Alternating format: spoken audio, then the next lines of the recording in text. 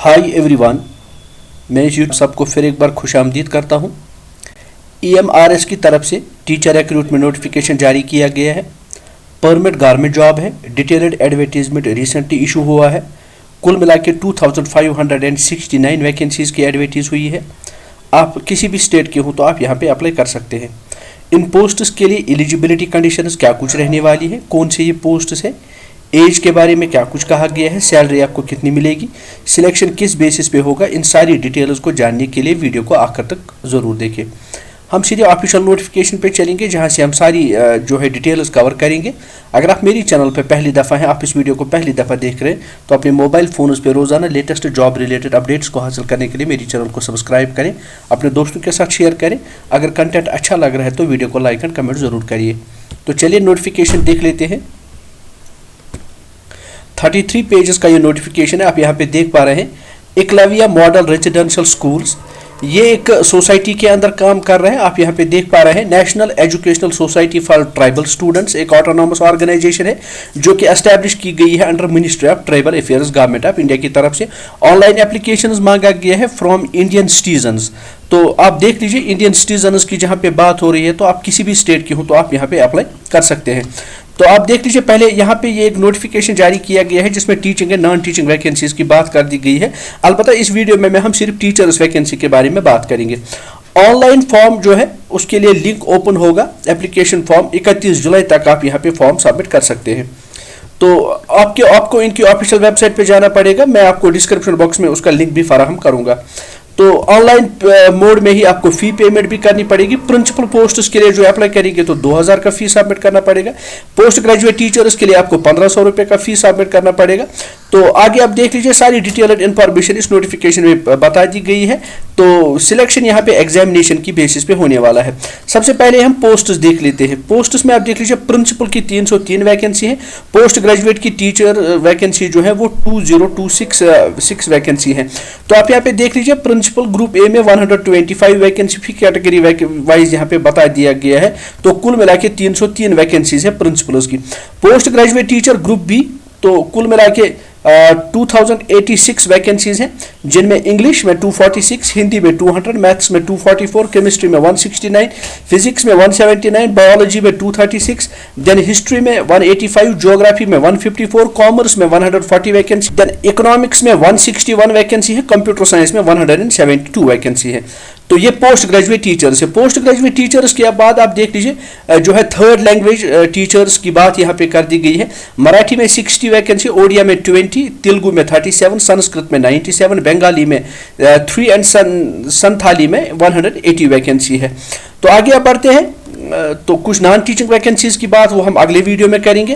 तो इस नोटिफिकेशन को आपको ध्यान से पढ़ना पड़ेगा, तब जाके आपको यहाँ पे पता चलेगा कि कैसे आप यहाँ पे अप्लाई करेंगे। प्रिंसिपल के लिए जो पे लेवल है वो लेवल 12 होने वाला है, 78,800 टू 2,09,200। पोस्ट ग्रेजुएट टीचर्स के लिए जो लेवल 8 होने वाला है 47,600 टू 1,51,100 यहाँ पे जो है सैलरी स्केल रहने वाली है। तो मोड ऑफ एग्जामिनेशन की बात कर दी गई है। तो यहाँ पे एक एग्जाम कंडक्ट किया जाएगा जिसको हम कहते हैं EMRS स्टाफ सिलेक्शन एग्जाम, जो कंडक्ट किया जाएगा पेन एंड पेपर मोड में। OMR बेस्ड यानी ऑब्जेक्टिव टाइप क्वेश्चन पेपर होगा। तो 2 लैंग्वेजेस में ये क्वेश्चन पेपर सेट किया जाएगा, हिंदी और उर्दू में। तो जहां तक बात है थर्ड लैंग्वेज की, तो वहां पे नॉलेज डोमेन अपने लैंग्वेज के बारे में ही होगा। तो प्रिंसिपल के लिए आप यहाँ पे देख सकते हैं कि कैसा जो है एग्जामिनेशन पैटर्न रहने वाला है। तो नोटिफाई कर दिया गया है। PGTs के लिए भी यहाँ पे नोटिफाई कर दिया गया है कि किस लेवल का एग्जाम रहने वाला है। तो किस पार्ट के कितने क्वेश्चंस पूछे जाएंगे। 3 घंटे का एग्जाम होगा। और साथ साथ में यहाँ पे ये भी लिखा गया है कि नेगेटिव मार्किंग भी होगी। 0.25 मार्क जो है पर रॉन्ग आंसर के लिए आपको 0.25 मार्क जो है यहाँ पे काटे जाएंगे। तो आगे आप बढ़ते हैं। यहाँ पे आप नोट करें, इसी एग्जामिनेशन के बारे में कहा गया है कि जो रिजर्व्ड कैटेगरी के कैंडिडेट्स हैं, रिजर्व्ड कैटेगरी के कैंडिडेट्स के लिए यहाँ पे फ्री रिलैक्सेशन है, उन्हें कोई भी फी यहाँ पे सबमिट नहीं करना पड़ेगा। बाकी जो है जनरल कैटेगरी के कैंडिडेट जो है उन्हें यहाँ पे फी सबमिट करना पड़ेगा। तो मैं फिर से कह रहा हूँ, 33 पेजेस का ये नोटिफिकेशन है, ये आपको ध्यान से पढ़ने की जरूरत है।